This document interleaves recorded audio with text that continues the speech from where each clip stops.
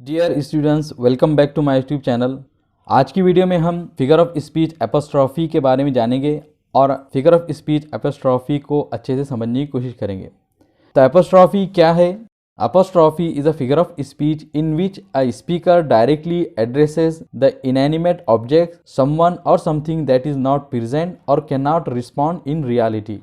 कि एपोस्ट्रॉफी एक ऐसी फिगर ऑफ स्पीच है जिसमें कि एक स्पीकर यानी एक बात करने वाला डायरेक्टली किसी ऐसी चीज़ को एड्रेस करता है, डायरेक्टली किसी ऐसी चीज़ से बात करता है जो कि इनएनिमेट ऑब्जेक्ट्स हो, यानी ऐसी चीज़ हो जिसमें कि जान नहीं है। जैसे कुछ भी हो सकता है, टेबल, कुर्सी, मोबाइल, कंप्यूटर, कुछ भी ऐसी चीज़ जिसमें जान नहीं होती है। और समवन और something that is not present, या कोई ऐसी चीज़ को वो बात करे, किसी ऐसी चीज़ से बात करे, किसी ऐसी चीज़ को एड्रेस करे, या किसी ऐसे इंसान को एड्रेस करे जो कि अभी प्रेजेंट नहीं है, सामने मौजूद नहीं है। और can not respond in reality, या रियलिटी में वो उसको रिस्पॉन्स नहीं कर सकता है।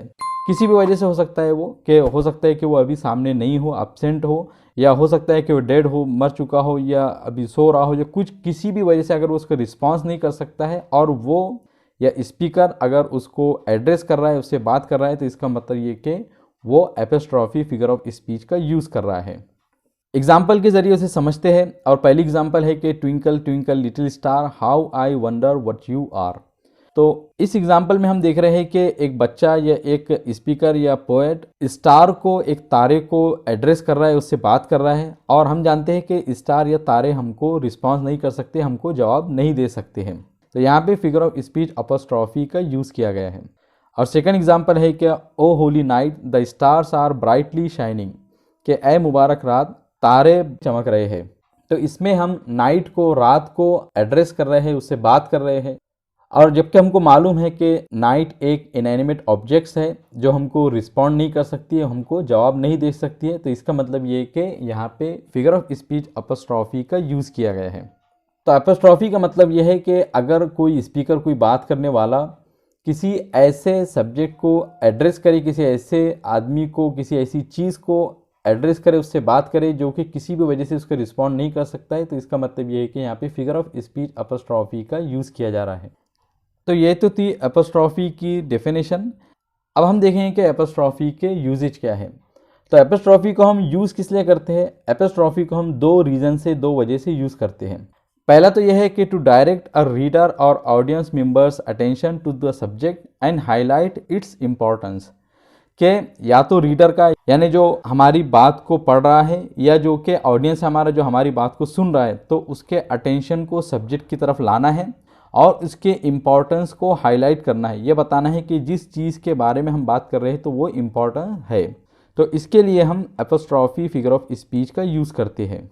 और एपोस्ट्रॉफी यूज़ करने की जो दूसरा रीज़न है वो है to express their internal thoughts and feelings to someone और something that is not able to respond, कि अपनी इंटरनल थॉट्स, अपने अंदरूनी ख्याल, जज्बात, इन सब को ऐसे चीज़, ऐसे आदमी को बताना जो कि आपको रिस्पॉन्ड नहीं कर सकता है। तो हम अपने इंटरनल थॉट्स और फीलिंग्स, यानी हमारे अंदरूनी ख्यालात, जज्बात, इन सब को बताने के लिए भी फिगर ऑफ स्पीच एपोस्ट्रॉफी का यूज़ करते हैं। एग्जाम्पल है कि डेथ बी नॉट प्राउड दो सम हैव कॉल्ड दी, कि ए मौत अपने आप पर बहुत फ़ख्र मत करो, अगरचे कुछ लोग तुमको पुकारते हैं, कुछ लोग तुमको बुलाते हैं। तो यहाँ पे पोएट डेथ को डायरेक्टली एड्रेस कर रहा है, मौत को डायरेक्टली बात कर रहा है उससे। लेकिन इसका मतलब ये नहीं कि वो डेथ से रियल में बात कर रहा है, बल्कि वो एपोस्ट्रॉफी फिगर ऑफ स्पीच का यूज़ कर रहा है। उसे मालूम है कि डेथ यानी मौत उसको रिस्पॉन्ड नहीं करने वाली है।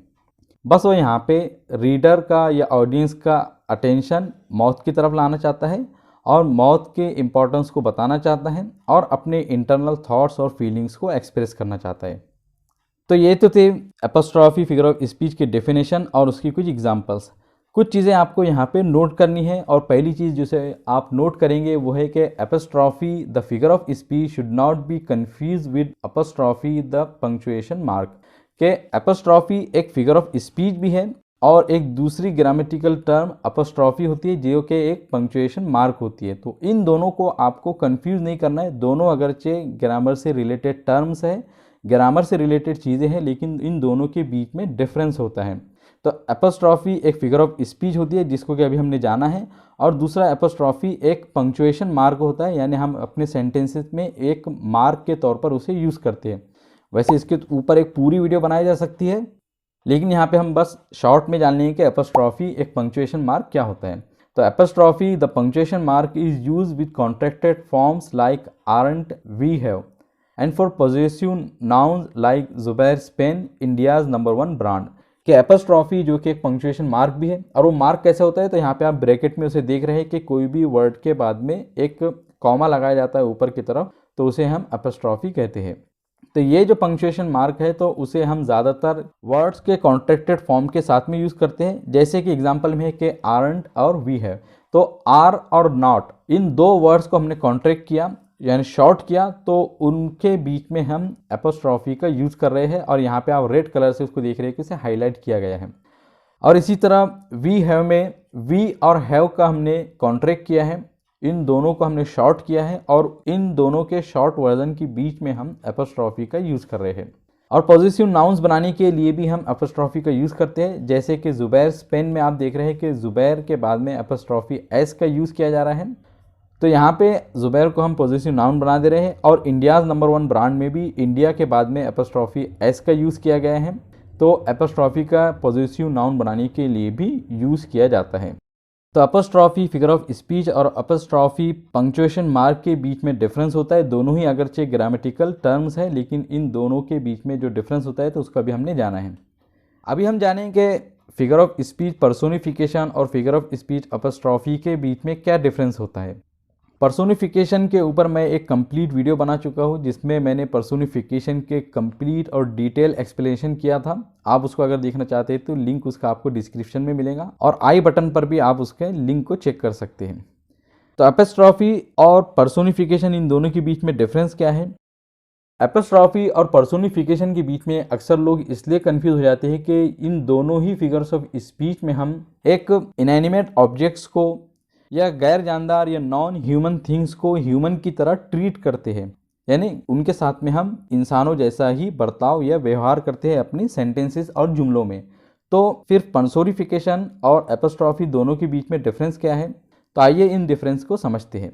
पहला डिफरेंस ये है कि when we use apostrophe we address someone और समथिंग एब्सेंट और इनएनिमेट ऑब्जेक्ट्स। के एपोस्ट्रॉफी में हम किसी ऐसे आदमी को या किसी ऐसी चीज़ को एड्रेस करते हैं जो कि एब्सेंट हो, या कि किसी इनएनिमेट ऑब्जेक्ट्स को यानी किसी गैर जानदार चीज़ को हम एड्रेस करते हैं जो कि हमको रिस्पॉन्ड नहीं कर सकता है।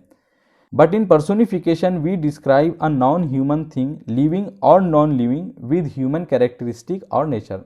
जबकि पर्सोनिफिकेशन में हम एक नॉन ह्यूमन थिंग को, किसी ऐसी चीज़ को जो कि इंसान नहीं हो, चाहे वो जिंदा हो चाहे वो जिंदा ना हो, जिंदा हो मतलब जानवर हो सकता है, और नॉन लिविंग हो जैसे कि टेबल कुर्सी चेयर कुछ भी हो सकता है, तो इसको हम अगर किसी ह्यूमन कैरेक्टरिस्टिक किसी इंसानी खूबी से या इंसानी नेचर से डिस्क्राइब करते हैं तो ये पर्सोनिफिकेशन फिगर ऑफ स्पीच का यूज़ होता है।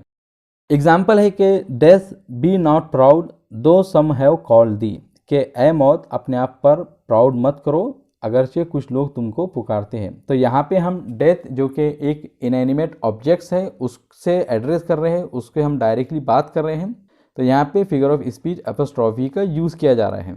जबकि दूसरी एग्जांपल है कि in the pandemic death was dancing across the country, के पेंडेमिक में मौत पूरे मुल्क में नाच रही थी। तो यहाँ पे हम डेथ जो कि एक इनएनिमेट ऑब्जेक्ट्स है उसके लिए एक ह्यूमन कैरेक्टरिस्टिक, एक इंसानी खूबी यानी डांसिंग ला रहे हैं, उसको डिस्क्राइब कर रहे हैं डांसिंग से, जो कि एक ह्यूमन कैरेक्टरिस्टिक है, इंसानी खूबी है। तो यहाँ पे फिगर ऑफ स्पीच पर्सोनिफिकेशन का यूज़ किया जा रहा है। तो इन दोनों के बीच में जो पहला डिफरेंस है यानी एपोस्ट्रॉफी और पर्सोनिफिकेशन के बीच में जो डिफरेंस ये है कि एपोस्ट्रॉफी में हम किसी आदमी को या किसी ऐसी चीज़ को एड्रेस करते हैं जो कि एब्सेंट है या हमको किसी तरीके से रिस्पॉन्ड नहीं कर सकता है, जबकि पर्सोनिफिकेशन में हम एड्रेस नहीं करते हैं बल्कि सिर्फ उसको डिस्क्राइब करते हैं और उसके बारे में कोई ऐसी चीज़ बताते हैं जो कि सिर्फ इंसानों के लिए ख़ास हो, लेकिन वो चीज़ इंसान नहीं होती है। और पर्सोनिफिकेशन और एपोस्ट्रॉफी का जो दूसरा डिफरेंस है वो है कि in the apostrophe we address someone और समथिंग एब्सेंट और इनएनिमेट ऑब्जेक्ट्स। के एपोस्ट्रॉफी में हम किसी इंसान को या किसी ऐसी चीज़ को एड्रेस करते हैं जो कि या तो एब्सेंट होती है या तो फिर इनएनिमेट ऑब्जेक्ट्स होती है, यानी वो जिंदा नहीं होती है। It can be a human और नॉन ह्यूमन, यानी जिसको हम एड्रेस कर रहे हैं तो वो इंसान भी हो सकता है और गैर इंसान नॉन ह्यूमन भी हो सकता है। यानी एपोस्ट्रॉफी में हम जिससे भी बात कर रहे हो, जिसको भी एड्रेस कर रहे हो, तो वो इंसान और गैर इंसान दोनों हो सकता है। But in personification we describe a non human subject with human characteristic और नेचर। जबकि पर्सोनिफिकेशन में हम एक नॉन ह्यूमन यानी गैर इंसान सब्जेक्ट को इंसानी कैरेक्टरिस्टिक, इंसानी खूबी और नेचर से डिस्क्राइब करते हैं।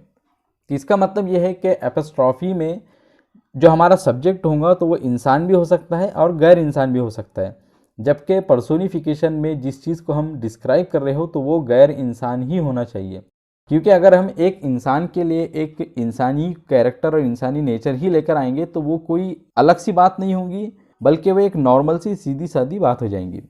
तो पर्सोनिफिकेशन में हम नॉन ह्यूमन का ही यूज़ करते हैं, जो हमारा सब्जेक्ट होगा तो वो नॉन ह्यूमन ही होगा, जबकि एपोस्ट्रॉफी में जो हमारा सब्जेक्ट है तो वो ह्यूमन और नॉन ह्यूमन दोनों हो सकता है।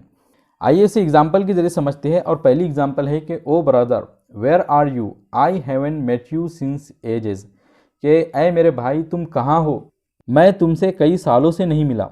इस सेंटेंस के सेकंड पार्ट से हमको समझ में आ रहा है कि हम यहाँ पे एक ऐसे आदमी को एड्रेस कर रहे हैं जो कि हमारे सामने नहीं है, एब्सेंट है। क्योंकि I haven't met you since ages का मतलब ये है कि मैं तुमसे कई सालों से नहीं मिला, तो मतलब जो हमारा भाई है तो अभी हमारे सामने नहीं है। तो यहाँ पे हम एक एब्सेंट ह्यूमन को एड्रेस कर रहे हैं, तो यहाँ पे फिगर ऑफ स्पीच एपोस्ट्रॉफी का यूज़ किया गया है। दूसरी एग्जाम्पल है कि the sun was playing hide and seek with clouds, के सूरज बादलों के साथ लुका छुपी या हाइड एंड सीक का गेम खेल रहा था। तो सूरज एक नॉन ह्यूमन थिंग है, एक नॉन ह्यूमन सब्जेक्ट है, लेकिन उसके लिए हम एक ह्यूमन कैरेक्टरिस्टिक ला रहे हैं, यानी ऐसी चीज़ ला रहे हैं जो कि सिर्फ इंसान करते हैं, यानी खेलना। तो यहाँ पे फिगर ऑफ स्पीच पर्सोनिफिकेशन का यूज़ किया गया है। सो आई होप कि आप लोगों ने एपोस्ट्रॉफी और पर्सोनिफिकेशन फिगर्स ऑफ स्पीच के बीच के डिफरेंस को अच्छे से समझ लिया होगा।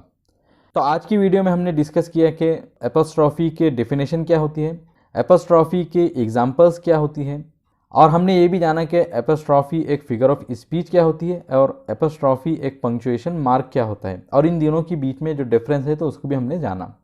और सबसे लास्ट में हमने जाना कि एपोस्ट्रॉफी और पर्सोनिफिकेशन इन दोनों फिगर्स ऑफ स्पीच के बीच में क्या डिफरेंस होता है। तो आई होप कि आप लोगों ने इस वीडियो की मदद से एपोस्ट्रॉफी फिगर ऑफ स्पीच को कम्प्लीटली समझा होगा। अगर आप लोगों का फिर भी कोई डाउट या क्वेश्चन हो तो कमेंट सेक्शन में ज़रूर पूछिए। वीडियो पसंद आए तो इसे ज़रूर लाइक कीजिए, अपने फ्रेंड्स के साथ में शेयर कीजिए, और इसी तरह की इन्फॉर्मेटिव, एजुकेशनल और इंग्लिश लैंग्वेज से रिलेटेड वीडियोस के लिए मेरे चैनल को ज़रूर सब्सक्राइब कीजिए। I will see you in my next video.